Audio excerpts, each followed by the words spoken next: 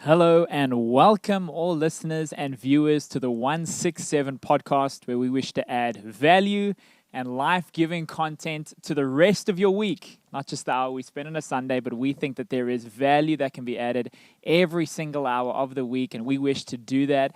If you are watching on YouTube or you are listening through any of your favorite podcast distributors, please remember to give us a like, a subscribe, a share, a rate. All of those good things will help us in growing and sharing this amazing podcast. And we are at episode 2, where we are talking all things church. Come on, the second episode of the launch of the 167. It's just started, but it already feels so good. It does.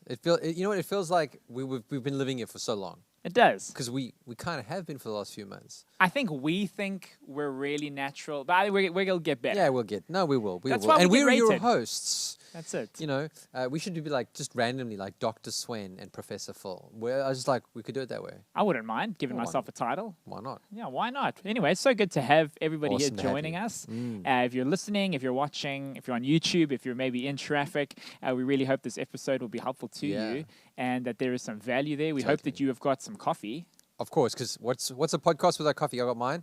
It's almost empty. It's high on caffeine and nut milk. And nut milk. Nut milk. Almond milk. Almond For the milk. viewers who are confused. The almond breeze, to be honest. And I actually heard a good way to do the whole rate and review us, because Yeah. we want to get better. We do. If you rate us and review us, it'll help us to help you. To be better. Help me Help you. you. Also, another scene from Jerry Maguire, movie you haven't yet seen, which Not you have yet. to go and see We'll go. to understand all the references from the last couple of sermons I've That's ever it. preached. But yeah, just to if you help us, we can help you, and we can Totally. learn. We want to get better. Constructive feedback is always welcome. Yeah. The other kind of feedback, we won't read. Yeah, all delete. Either Yeah. way. But we do want to get better. And we're very excited about today's episode. Absolutely. We started off, our last episode was just kind of a what, the how, the why, the 167. So if you haven't watched that, we'd encourage you to watch that. Yeah, just rewind there. Jim Carrey does a very good reversal, but That's right, I won't yeah. try that or attempt that. We'd encourage you to go watch that. That will give you a great why and how, just how the 167 came to being. And today we're going to actually speak about something that we have been chatting and discussing at church. Yeah. Which forms part of our content that we're going to be speaking about at the 167. And we're going to be speaking about the church. At church, we've been speaking about the church. And there's been many things that have spoken about. We're about 2 weeks in, and we're going to try to dissect and chat about both messages that were preached, that were shared, and so much good content, so much good material. And like we said in the last week, Swen's smiling because he wrote it all. Like we said in the last week, what we want to do at the 167 is provide a space for the conversation, That's the right. discussion, So good. the deeper questions. So if you're watching this and maybe you participated in those messages, you were either online or at church, feel free. If you had any thoughts or any notes, make use of all of the comment sections to ask questions. We'd love to Totally. answer those. If you weren't a part of those messages, also not a problem. Yeah. We feel you're going to slot right in, right here. And if there's anything that we say today that encourages thought or you have a question from it, please ask Good. us questions. We want to answer That's them. right. But maybe we can get going with just a simple Yeah. why. Yeah, absolutely. We want to talk. We're in a season called where we're trying to teach the church what the church is. Yeah. Right? Because sometimes you need clarification of You what do. it is that you're a part of. Yeah. Right? Because you come into church, and for some people, getting into church life is kind of just a habit. For other people, it's just something that they came to, they were invited to, and they don't really know what is the point of the whole church Yeah. scenario. And so, my concern is that people think church is just an organization that you kind of just go to when you feel like it. Yeah. Don't understand what the church is all about. And so what we're trying to do in our series that we're talking about on the church, and today obviously we're just talking about church, is understanding what the church is, where it comes from, Yes. where's the church going, Yes. and what is the church actually meant to do Yes. and meant to be Yeah. to the world. And so, that's what we want to bring clarity on. Yeah. And I'm so grateful that we get to talk about the church, because I think even we in the first episode we told people that, hey, this is happening in a pandemic year, Yeah. the first one of its kind, where the whole world shuts down, and churches have been told that they can't gather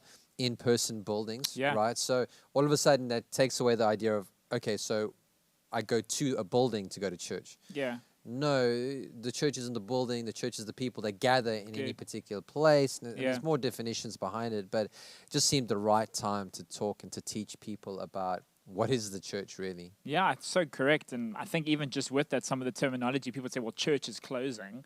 And we Yeah. were kind of like, hey, the church has never closed. Never closed. The way that we do church for a season has closed. And I loved what you did and in the first message, and we'll speak about it. And what stood out to me, even though the message was 2 weeks ago, is that the church has never been about a building. Yeah. It's never been about some of the things that we associate with church worship, which is amazing. Cool lighting, which is awesome, and great production elements and great preaching. You know, we try to do all of those things as best as we can, but that has never defined the church. That's never Yeah. been the reason the church came about. And what you did was you went kind of back to the scripture, Yeah. which is awesome. And Every week. Yeah, every week. You just keep drumming the Bible. Something about that. Yeah, it's something about it. But we went back to the scripture and we almost looked at the origins of the church. Yeah. And what you did so well was you're like, it hasn't really changed.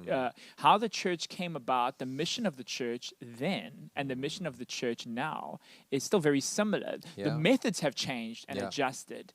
Yeah. And what you brought it back to Jesus. So maybe we can talk about Yeah. talk about that for a moment. Yeah, absolutely. I think we've got to tie the fact that what the church is, it comes out of an event that happened Yes. in history, Yeah. where a guy called Jesus, who we as Christians believe comes from God, and there's Yeah. a whole lot of reasons why we believe that, Yeah. and a lot of evidence historically as to why. But we believe the event that happened, where he said he would rise from the dead, and Yeah. then he did. Yeah. He was executed wrongfully, but he rose from the dead. More than 500 witnesses saw him after he was put into a tomb. Says Yeah. a lot. Yeah.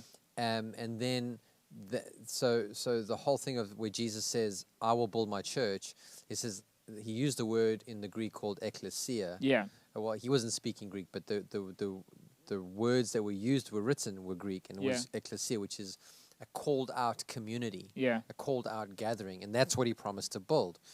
And so if he didn't rise from the dead, there would be no church, because there would be no people gathering together Yeah. around someone who said he was God and was God.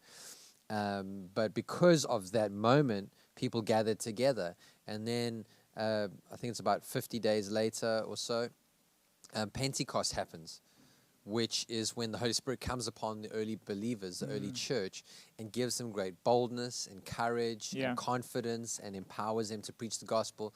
The first sermon was by a guy called Peter, and then 3,000 people became Christians in that moment. Yeah. What a moment. Oh, now we need a church. Yeah. Now this is the gathering. Where do It's we put taking- these people? It's taking momentum. Yeah.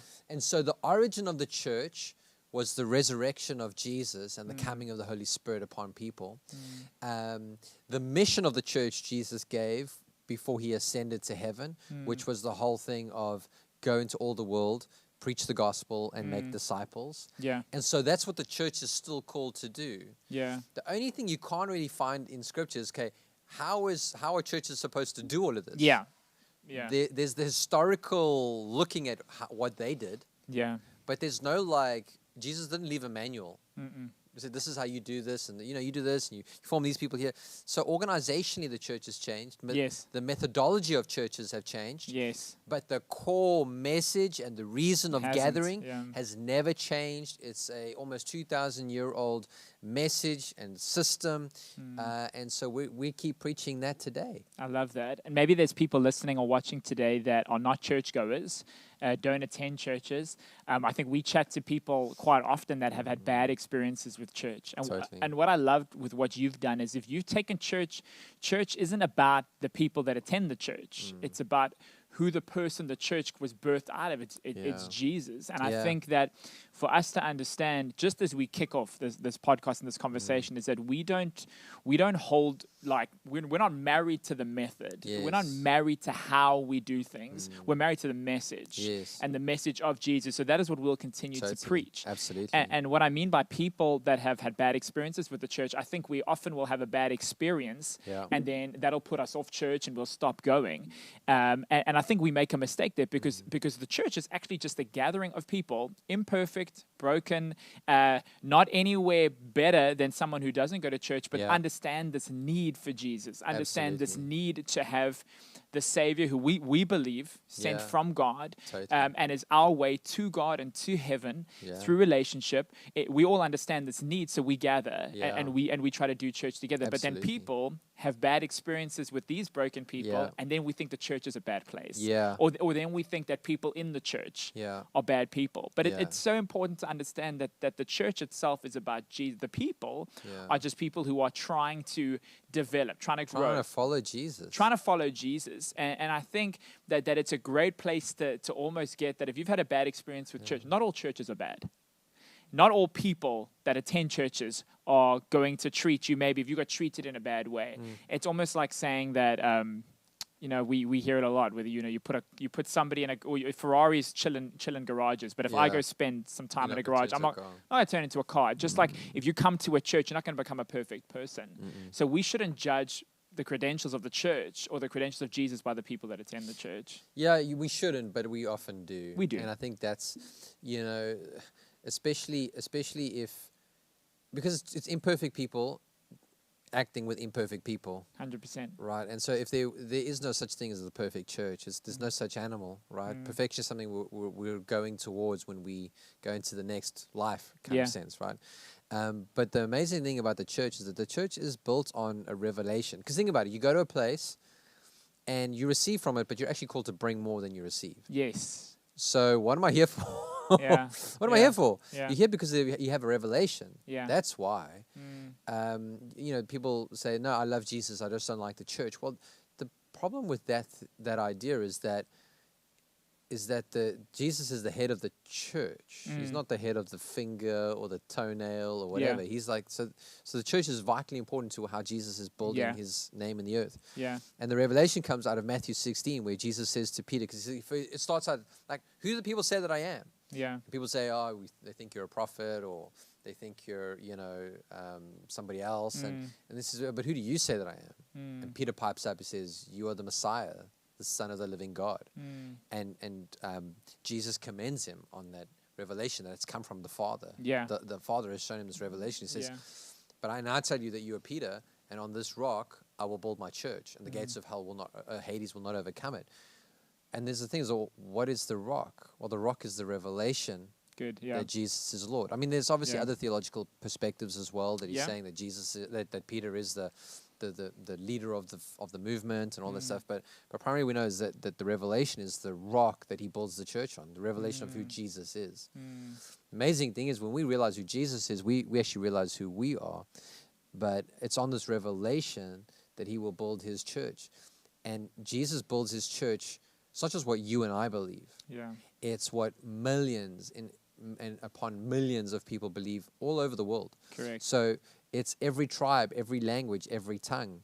There's a lot of movements, religious movements, that come out of a specific grouping of people. Yeah, or a charismatic leader, or Exactly, Yeah. exactly. So like a cult will rise up around Yes. a charismatic leader. yes, Or certain religions come out of certain geographical locations. yes, But we know that Christianity, or at least the Jesus movement, actually spreads and grows in all parts of the world. It doesn't Correct. matter what geography or what language barrier, because it's the good news for humanity. yes, yeah, And that's Yeah. the beautiful thing. That's why, for me, it's not just what a few people believe. It's what people across different cultural boundaries, economic boundaries, ethnic boundaries, that have the same belief. yeah. That's so special about the church, that even the way that church is done completely has to then stop in February or March. It stops completely. Yeah. And you must just put yourself in the shoes of anybody who's against the church. They must say, cool, we've won this thing. And Yeah.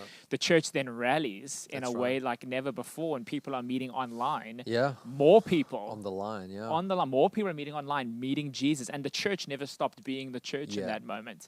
I got a question that I hear often, and maybe we can discuss it a little bit. Let's do it. It's somebody saying, almost from a point of view of like, I'm a Christian, I'm a believer, I love Jesus, and I don't need to go to church on a Sunday. Yes. I do my quiet times. Yes. I read my Bible. I've got my devotional plans, and I'm very happy. Me and Jesus, we're in a great space, and I'm sure they are. I'm sure they are. Where does the church fit in to that scenario? Where does the church fit into that situation? Because I've had a lot of conversations like this. There's been times in my life when I've thought about that. Why do we need the church? You'd say, and maybe let's talk about this. Well, I think there's a loads of ways to look at it, but I don't see in the New Testament, which was the church being formed, any idea like that. Yeah. What I see is people gathering. Yeah. Around the message of Jesus in different cities wherever the gospel went. Correct. And so it wasn't this, I'm going to do it my own way. I also think that it's impossible to truly follow Jesus and to become more like Jesus outside of community. Yeah. Because how can you grow in love if you're never tested? How can you grow in patience if everyone around you is in agreement with you? Or your cat and dog at home. Exactly. Yeah, exactly. So the point is, how did you get baptized? Yeah. Where do you baptize people? How do you take communion? Those are all things that they're community-focused things, right? Even how do you develop and use your gifts? If God has given you the gift of pastoring.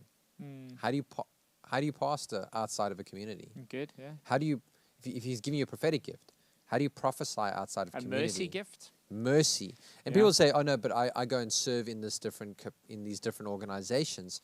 That's fine, but that's not the church. That's not the church operating. That's you operating in a gift you've been given in a different context, maybe. Yeah. But how do you even grow in that? Yeah. How do you ever receive correction? Yeah. Because if you're the only voice, and it's only you interpret. I don't even think theology can be done in isolation. I think it needs community as well, because we have a way of rounding ourselves, and that's what the Bible even talks about as body ministry. Yeah. Right. I think it's in Corinthians and Romans. Like you can't serve in isolation. There's a body. You're connected, and so you might not want to be connected. Doesn't mean you're not saved. This is not a salvation issue. No, it's not. This is about what Jesus is building. This is about finding growing. your role. It's absolutely. It's about even just what the movement of God in the earth. Yeah. Fulfilling its redemptive potential. Yeah. Because it takes everyone to reach a city or to reach a nation or to reach a community. Yeah. No, even on that, I mean, I think if you look at how Jesus kind of gave the gold and the silver rule, the first one he said was you got to love God with your heart, mind, and soul. You're covering that at home. You are. But he doesn't stop there. He says, but then you've got to love your neighbor as you love yourself. Big time. And that's already bringing people. And then you go to the commission, the great commission that Jesus gives to the disciples. Some of them would have been newly saved. Some of them would have been for a while. And he says, okay, now what I want you guys to do is to go out to all the world and to make disciples, to baptize them. Yeah. Without the church side of things, we can't explore what that looks like for us and Yeah. how God has put that inside. Because you're talking about gifting. Yeah. That's 100% right. All of us we've got different gifting. The people in our church that attend our church have got different gifting. Maybe if you're watching from a different church, you'll see there's gifting everywhere. Yeah.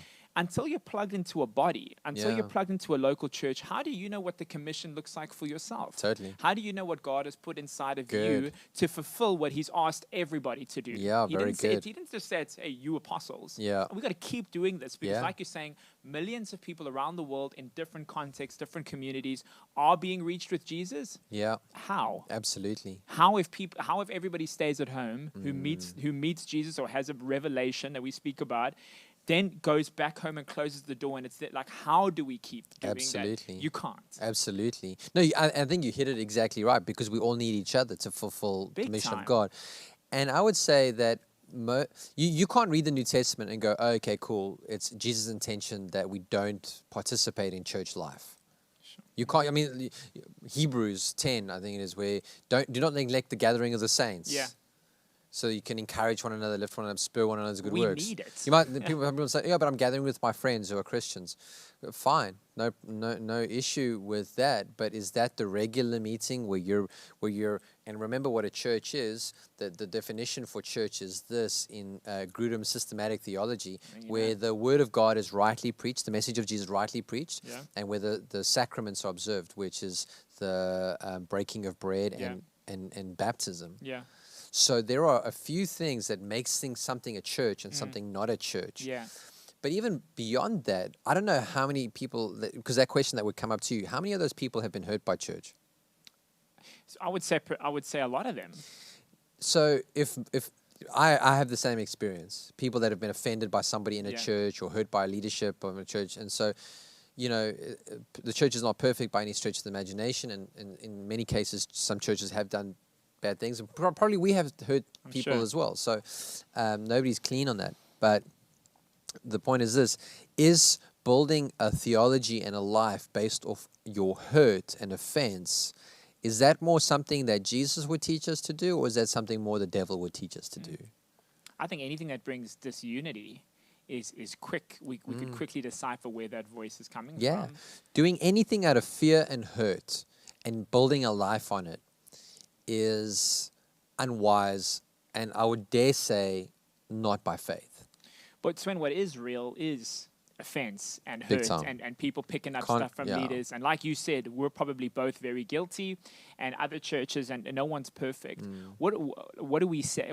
How can we help people who are maybe are dealing with offense or dealing with hurt, but really want to honor God? And they need to go on that journey of because I think we're gonna have some people watching that have been offended, but in their heart they know that they should be belonging in a church. And we've been offended. It's natural. You're you're human. If you get offended, but you want to go on that journey of the church. What tip would you give? And maybe we can run with that. Yeah, I think that's good. If people are feeling offended with people within the church, we got to go back to what does Scripture say? Jesus, I think he teaches it in Matthew 16 or 18, where he teaches on offense. He actually says, well, if someone sins against you, go to them privately, and if it doesn't work there, then gather people around that, and if it doesn't work there, take it to like another level, right? In a sense of, okay, go privately first, then take somebody with you if they don't agree with it, then go to the leaders of the church and take it to that next level. And if even then they don't, then write them off in a sense. But at the heart of offense is really, it's like you taking poison hoping someone else is going to die. You're punishing them, but actually you're punishing yourself. If you look at it, your life is getting smaller. You're carrying hurt, and they probably don't even know it. And so the only way, again, this is where we practice becoming more like Jesus. Jesus doesn't want us to live in offense. He wants us to live free of offense. The way to get free of offense is through forgiveness. Jesus said something even scarier, which was, unless you forgive others, you cannot be forgiven. So grace stops in your life until you extend grace to other people. And so some of the offense is hard, it's hurtful, it's disgusting, and some of it is not even a big deal. It's not worth the time. It's not worth it. But at the end of the day, Jesus, when he was hanging on the cross, said, Father, forgive them, for they don't know what they're doing. And so to become like Jesus is to become someone who forgives. And it's not easy. It's not in a moment. It sometimes takes years to forgive. But the process to go there's like, it's just, hey, let me just take one step. Let me forgive. In that, I'm becoming more like Jesus through community. Because if you isolate yourself, you'd never have to forgive anybody. You never have to grow. You never have to love people who don't love you. Well, that's the thing. You'd never have to forgive, but you'd never develop. Exactly. You'd never grow in those things, those fruit of the Spirit that require practice, require time, require patience, kindness, goodness. It is hard. But that's a part of the growing. And I love what you said there about offense, is that I think any bit of offense that we kind of push down, try to forget about, anything that's left in a dark place, it will mold, it will fester, it will become disgusting, and it can hurt you later on. It does. Like poison, like you said. So I think the best thing we can do with offense, if it's something we're carrying or it's stopping us from going to church or whatever, it's just like you're saying, it's go have a conversation. Because I think for majority of offense that happens in church, maybe that's a big word, but I think for a lot of them, the person who did the offending is probably not as aware as you might think they are. Probably not. No, probably No, absolutely not. Because we're also blind to ourselves Big sometimes. time. And so someone will make a mistake or say something that they didn't mean to say, or they said something quite right, and you took it the wrong way. Rather than taking it as a way of discipline Yeah. and growth, you took it as a personal attack. Yeah. And at the end of the day, hurt people will hurt people. So every time someone talks about how amazing the church is, you're going to lash out and cause division with your mouth, Yes. with your tongue, That's speak not my death. experience. Yeah, exactly. Yeah. And so we've got to be careful with that stuff, and rather just submit it to the Lord and say, God, I want to be part of this thing, and I'm going to do my best. Help me find a community that I can be a part of, I can grow in, Yeah. I can find good relationships with, because the devil's plan is always to cause division within the church. Yeah. And cause bad feelings towards people in the church, and we don't want to see that. Yeah. So I mean, I've been offended by people. Big time. I lead the church, Yeah. and I get offended by people, Yeah.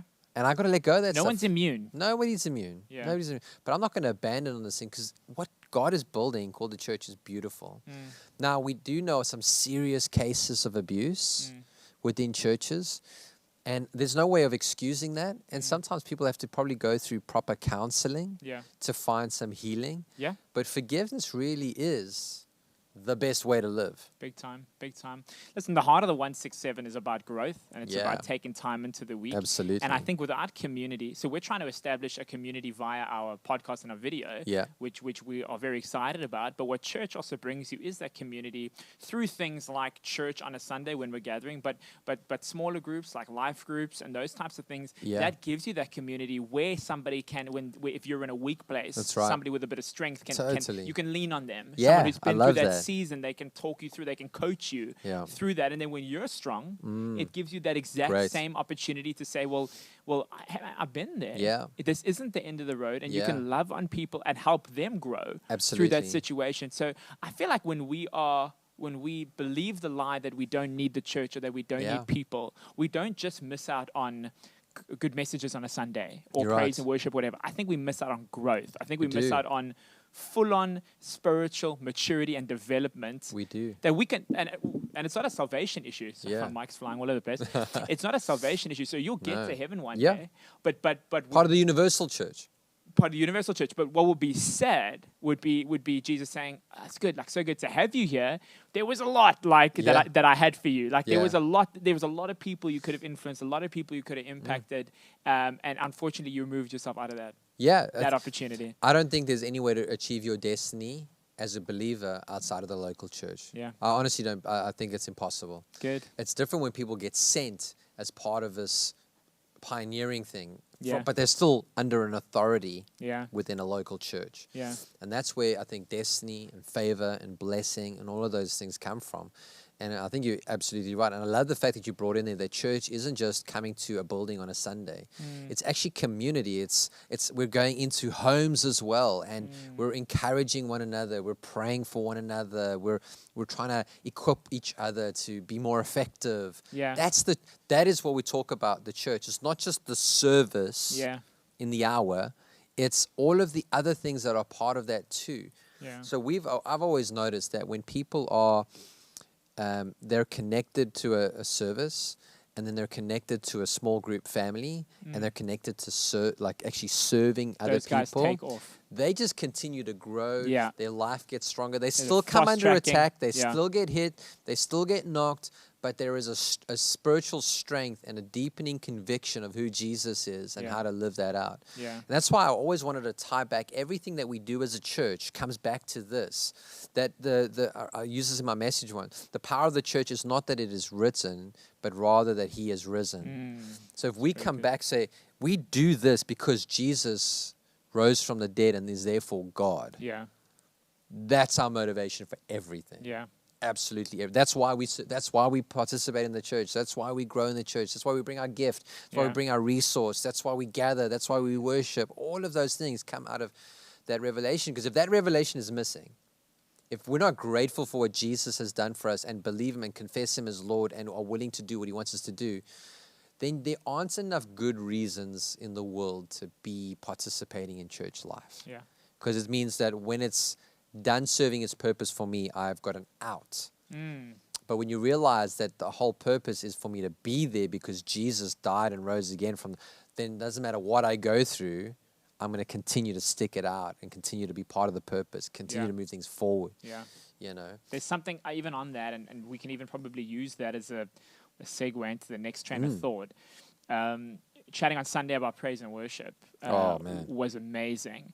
And the thought of, and I think this is where we do maybe misunderstand a little bit, is that when we come to church, there is a lot of ministry for us. Yes. I mean, a powerful sermon that can be often what you need to get inspired, to get refilled. Totally. The serving is good, but you said something this weekend that was great and profound. It was that worship is actually not the ministry for us; it's the ministry to God. Yeah. And what that means is that when we praise, and we belong to a church that would be considered pretty expressive, I think, with our praise and worship. I hope so. Yeah, I hope so as well.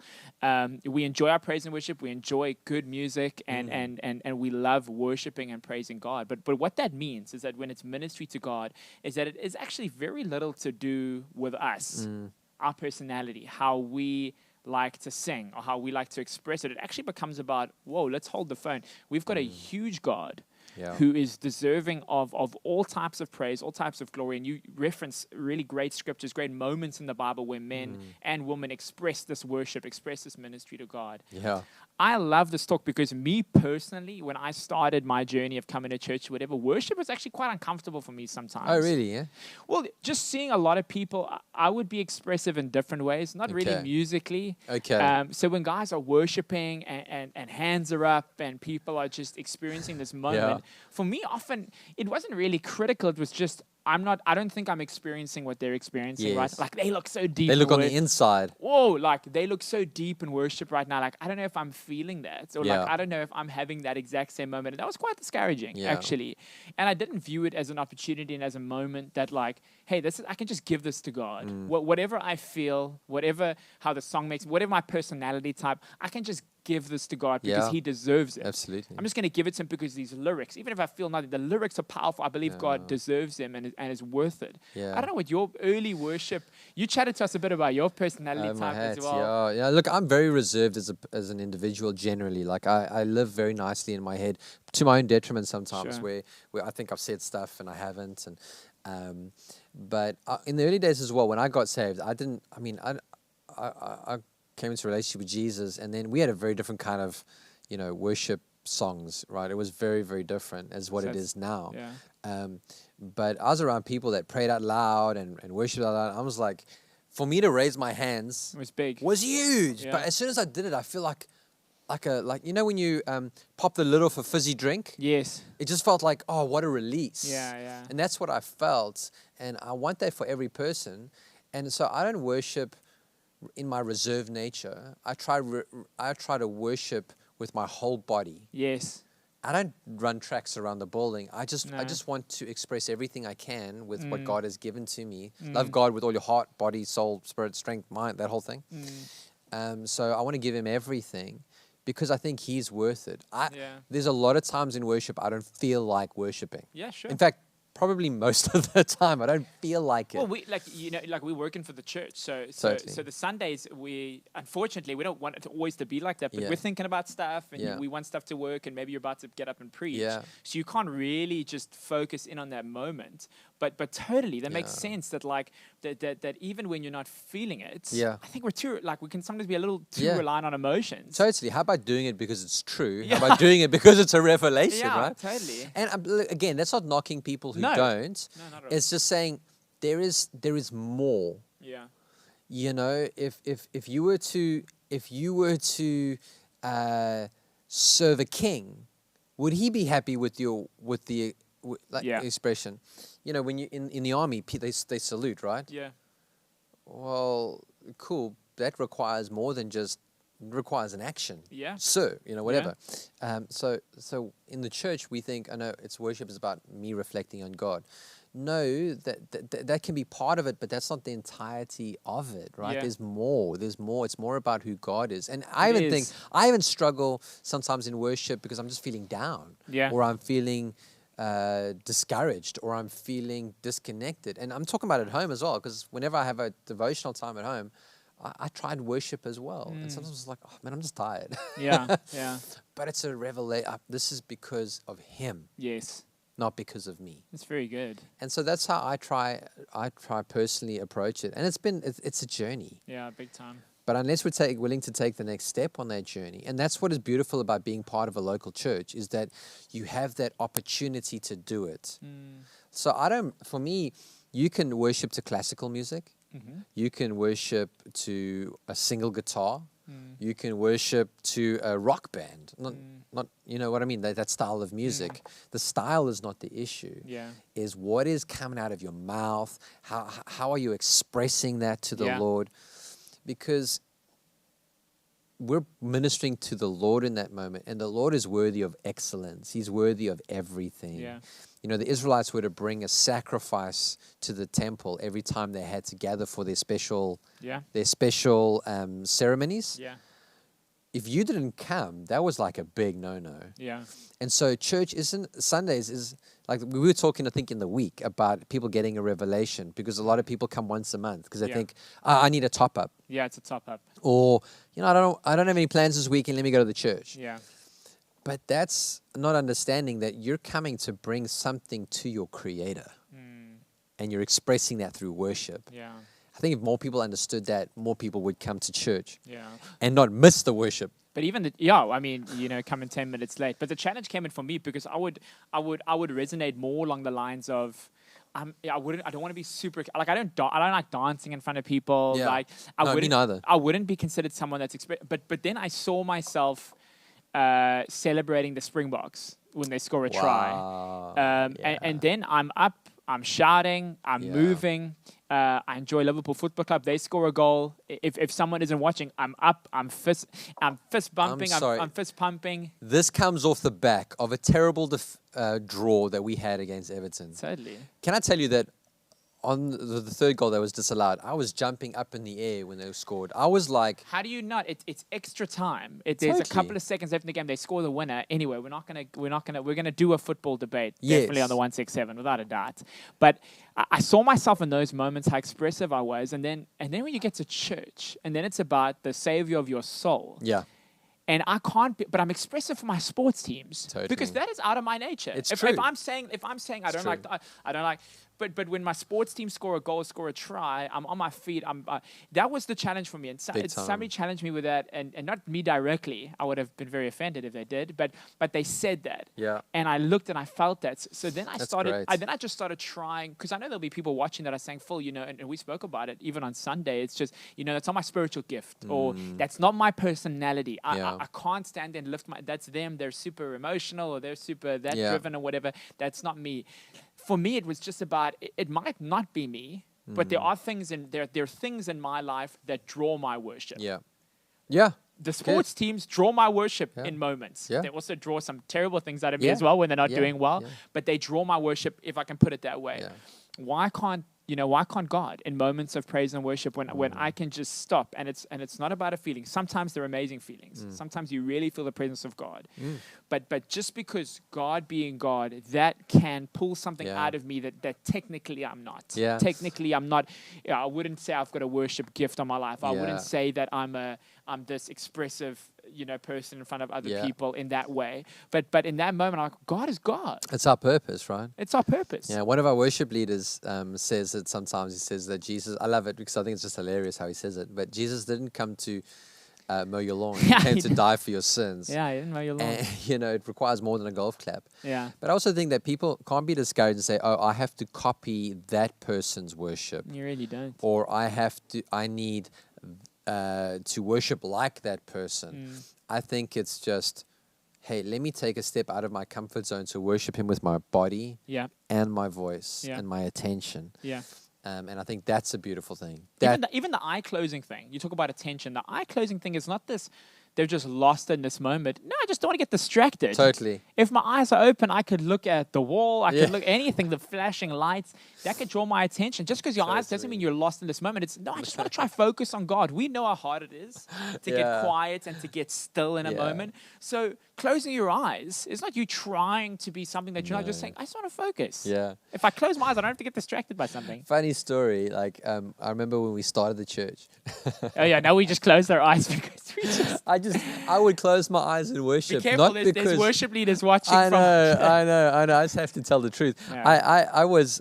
I would close my eyes and sing hard, not so much because I was trying to worship God, but I just wanted to not discourage myself. Yeah. Like you turn around and like No there's one's- 30 people. Yeah. Oh well, Lord, like the room is too big. Yeah, Oh yeah. God, you are good. Well, I mean you are good, but it's like close my eyes. I don't want to see that stuff. Hoping you get raptured Yeah. in that moment. But hey, I mean that's. But again, like I think every experience is not going to be the same. Sometimes you're going to go through dry seasons. But again, it's coming to the point of it's not about me; it's about God's value.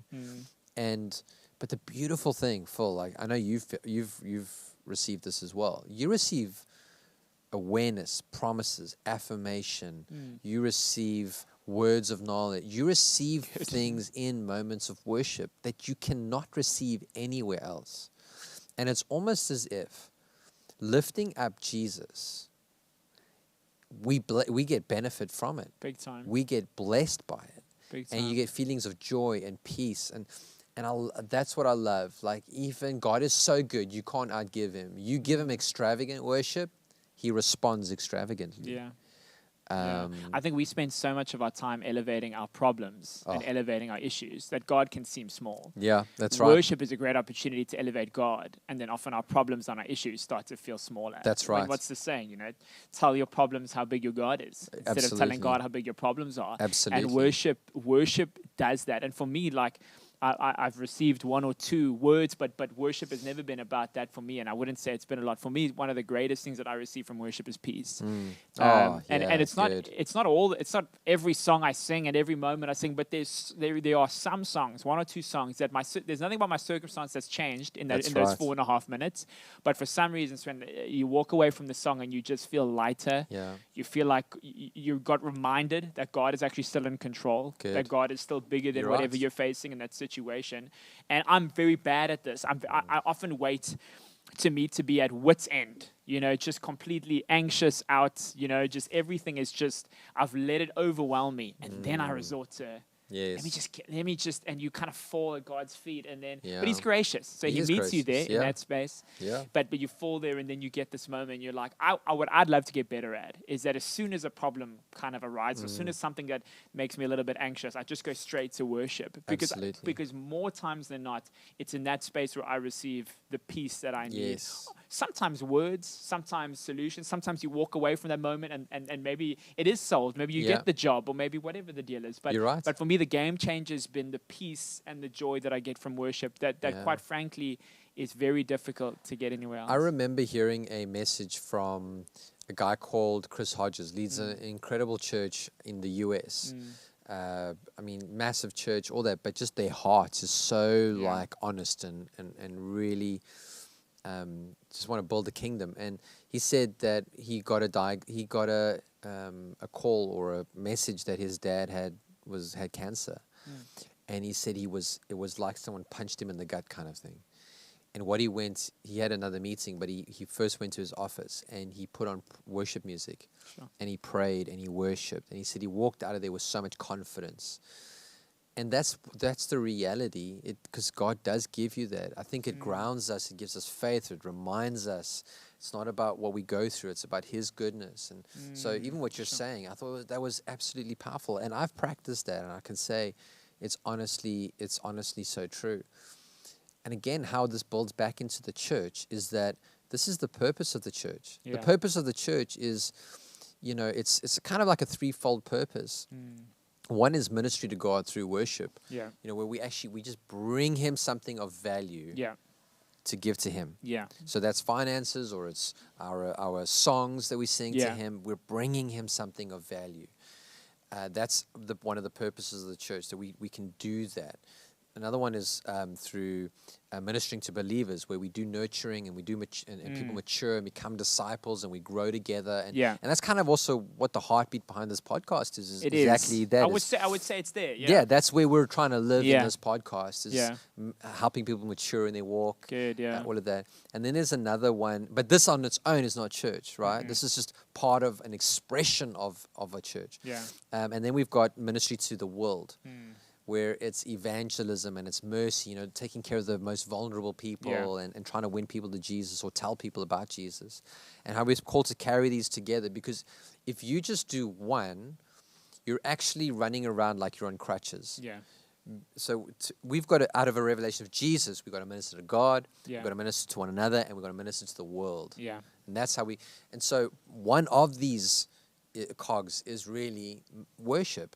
And I would say it's just the heart, it's the way of just blessing God and thanking God for all that He has done, for us. And I mean, I remember, if I can share a story. Yeah.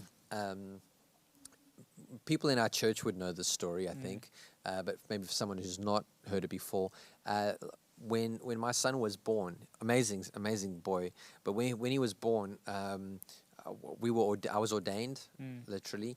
That weekend, my wife went into labor, all that stuff came out, and then came out of hospital with a postnatal depression, and there were complications with surgery and this and that, and then didn't know, on medication and all that stuff, and it turned into a bigger problem, into a type of bipolar disorder and depression. And she's been honest about it, and we said how we got through that. The way we got through that was the church. Yeah. Like, God gave us key things that we would stay good. committed to community, stay committed to His Word. And so we just decided we're going to go to more than one service. We would go to a church in the evening, because we didn't have an evening service at the time.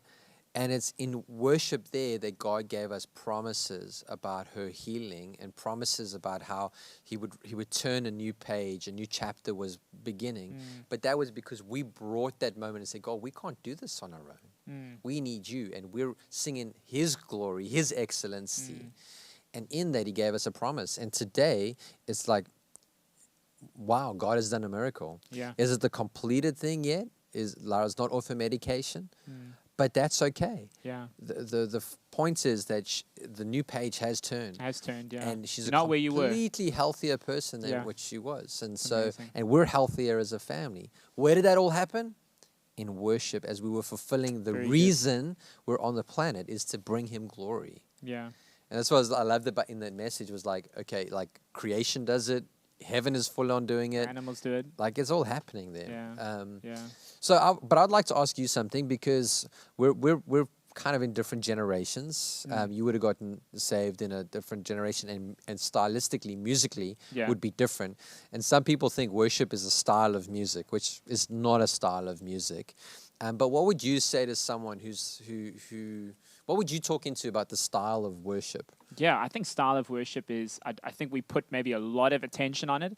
I think the way that a band would play music, or the way that a worship team plays music, maybe takes a little too much attention, takes a little too much focus, when at the heart of it, we understand that we want to sing a song that honors God, glorifies God, and maybe rhymes and has a bit of rhythm. I think that'll be helpful. I don't think that it's, I don't think that there's a problem if you have a preference. I think I have preference. I think there's some bands that I really enjoy and I listen to. But if I go to church one day, or a different church, and they have music that is maybe slightly different, I'm not going to let it change the way I worship God and praise God, because my preference isn't actually important. It's actually not about my preference at that point. My preference at that point is am I honoring and am I worshiping God? Am I giving Him what He is fully deserving of, and much more, to be honest? But am I giving Him everything that I can with this song and with these lyrics? That will be my heart. I think style of worship is great, and I think we need to be. I mean, we're going through a season where we're just double checking and checking things out with our worship. But I think it's always important to look at your worship and to make sure that everything is theologically sound, is correct, and is helpful to people to honor and to worship God with. That's very important. You don't want to just be playing anything in church. But I don't think that style needs to be, I can worship God with this song, and I can't worship God with that song in a different style. Totally. Like when I got saved, we were accused of being, because we're Pentecostal, right? That's you could even say it's we're busy. A stream of Christendom, of church, and I just love the fact that there's different styles and different streams of church. I think it's because great. Every different one reaches a different kind of person. And Yeah. so we're more united around what we're for, not our differences. At least we try be. And I remember us being accused of being like happy clappies and window washers, Yeah, I still hear it today. I've got friends from classic. Afrikaans. Like I grew up in an Afrikaans community in high school, and they come to our church. It's so funny. Before they come, it's you've got a happy clappy church, and then they Yeah. come, and then that was cool. Yeah. Wow, I Because feel so light. because we're So not good. we're not trying to be something. No. We're not trying to be the happy clappy church, No. whatever. We're trying to worship God in Yeah. a way that we feel is expressive, but we're not trying to be expressive. Yeah. We're saying, give God what He deserves. Totally. So they'll come to the church, and then they'll be like, "Well, that was actually quite nice. Yeah. I felt an authenticity. I felt a Good. genuineness." And yes, there'll be some people that whatever, but I think you'll get that in any stream, in Absolutely. any style, in any way of doing church. There'll be someone who's left field and right field, or Yeah. whatever the deal is. You're right. We're just trying to honor God with kind of what we feel called to. Yeah, I think that's the thing. It's what we feel called to, the way Yeah. we want to do it.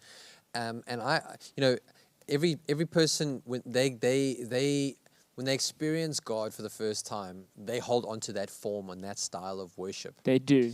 So I remember when I got saved, or when I was a teenager, a lot of it was rock, like Yeah, it heavy was- guitar, heavy drums. It's cool. And I love that. It's cool. And then it moved on to something a bit more electronic. Yeah, it's like synthy. Yeah, Cynthia, and sometimes the people that I'm the same age as me got saved, they're like, nah, this doesn't It's feel not authentic. anointed, it's not from God. authentic. I'm like, no, bro. Before people got saved, before the drums came into churches, and now they have the same issue. What I worry about sometimes is because what we want to do is we want people who are in culture to go in and not walk through a time bubble Very good. and walk back 20 years and go, oh, okay, this is how we used to do it. Church got to be relevant. Yeah, so church has got to communicate the eternal, unchanging message of Jesus Yes. in a new container relevant to how people can receive it. Yeah. So I don't share great messages with you on a floppy disk. Like, what the heck's a floppy disk, right? There's like so many jokes on that. We was like, how am I going to get it to you? Oh, just airdrop it. Yeah. Oh, okay. Well, we got to be that as a church. And I 100%. sometimes worry that maybe musically, we're unaware because of our church subculture Yeah. that we're missing the way that the world is actually singing their songs. Mm-hmm. So I was listening to a guy called Dr. Darius Daniels. He's brilliant. Yeah, and it says they changed modern Christian songs. They changed them stylistically because he says like a lot of most popular songs are like R&B. Yeah. And so they want to communicate the message of Jesus I in love a that. relevant channel. Yeah. So, I mean, those are just different things. But I think, like, if that change ever happens with us, Yeah. we know it's not for us. We're trying to communicate Jesus to a new world. But the worship we still got to give has to be everything we've got. Yeah. Because it's for Him. Yeah. It's a bit of a tightrope, but it's easy It to is. understand why you'd think the songs you got saved to were the most anointed. Yeah. That's just, it's natural. I mean, Yeah. and I think you're right. I think we need to continually be thinking about the people that are getting saved today. That's right. What are they listening to? And the song that they hear, you might not resonate with, Yeah. but that's the most anointed song they've ever heard. Absolutely. Because they met Jesus in that song. Yeah. So we can't be too hesitant to try new things as a church. I think it's okay to make mistakes. Hey, maybe we even need a DJ every now and then. What Substance Church with Substance Church. Yeah, their do it. pastor was a DJ, Totally. and I think they've got a DJing ministry. So Yeah. and that's DJs getting saved. And that worship is still authentic. It's brilliant. It's still God glorifying. Yeah. It's still connecting people to a Savior. So what it looks like for us, who knows? I mean, Yeah. we've got no massive change we want to bring in yet, but I think to have a heart of, I know Jesus. I met him in 2001, or I met him in 96, or I met him in my case in 2013 Yeah. or 2011, and those songs were great. Those songs would almost be the back end of maybe the Rock Hill songs. So I Absolutely. would even say the music has changed for me now. Yeah. But if I'm inviting people to church who have never been to church or never been to Jesus, and they're connecting with God through the music that we're playing or Yeah. through different music, I love that music. Absolutely. If this music is getting people saved, frig, let's put this Let's on. do Let's it. loop it. Yeah. Let's repeat it. Let's play this all day until there's other music that is more conducive to people meeting good. Jesus. And Yeah. not there's factors. It's Yeah. not all music, but Yeah. I mean our heart should be, well, what's helping the lost person? Yeah. Because worship does play a role. Yeah. What's blessing God's heart? What's helping the lost person? That's it. That's the tension That's that we it. Yeah. have to continually move in between. Because you can do a new thing that might actually be more focused on the music and less focused on God. Yeah, totally. You could, and yeah. And we do. I think we fluctuate between those, and sometimes it's different songs Yes, in the set, and that's why we always got to look at the whole thing, the whole thing, not yeah. just the isolated thing. Yeah, yeah. No, very good, very Listen, good. I mean, I've had fun with this conversation, and I think we probably hit about our time. We probably have. We don't have a. We need a timer on stage. Our executive producer. He's dropping the ball. I just want to know, like, we would name and shame Dumi. But we have to protect. Oh, okay. Oh, Yeah. sorry. It's Dumi's assistant. Jimmy's a sea judge. It's the King Mac. Follow him on Instagram. But Phil, if people want to get more in touch with you, where can they find you on the line? Well, you'll find me personally, which I'm not sure you'd be too interested in doing, but I have Instagram at Phil Kutsia. You're welcome to drop me a follow. right. Don't have Twitter, but Instagram would definitely be the place. Good. And I know you can follow Swen at Swen Steffens Probably everywhere. everywhere.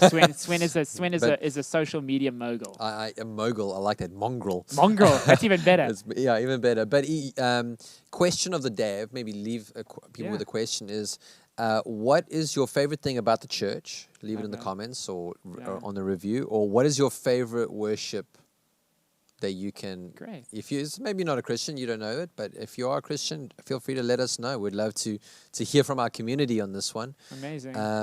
And of course, remember, we have got the 167 podcast on Instagram We do. at the 167 podcast. Yeah. We're on, I think, Apple iTunes. Yes. We're on Spotify. We're on YouTube. We're on YouTube with our YouTube channel. We've got video and audio podcasts. And so we really want to get the word out there. So you can help us. You can get people to subscribe, share it around. We would love to hear your feedback so we can continue to get better. Yeah. But I've enjoyed this conversation on the church. I think it's been good. This has been amazing. Episode 2. Episode 2. Locked and loaded. Please, if you're listening or watching, help us help you. Let's get the word. Let's get the word out. Let's let's So good. subscribe, let's share.